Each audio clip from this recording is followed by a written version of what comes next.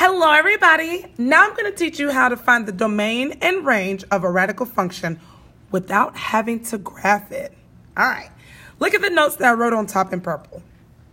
You have two types of radical functions. One that's a positive radical and one that's a negative radical.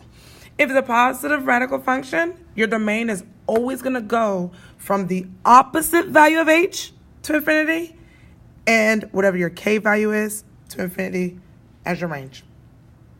If it's a negative radical function, your domain is going to go from the opposite value of h to infinity, and your range will go from negative infinity to the value of k. Let's look at the first example. All right, my h in this case is positive 3. So the opposite value will be negative 3. So that means my domain will go from negative 3 to infinity. And then my k value is negative 1. So my range will go from negative 1 to infinity. And that's it. All right, look at the second example. Since this is a positive radical function, my domain is going to go from the opposite of negative 2, which is positive 2, to infinity. And my range is going to go from 4 to infinity.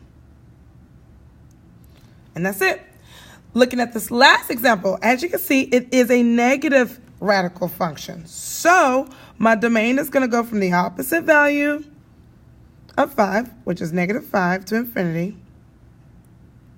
And since it's a negative function, your range is now going to go from negative infinity to whatever my k value is, which is 9. That's it.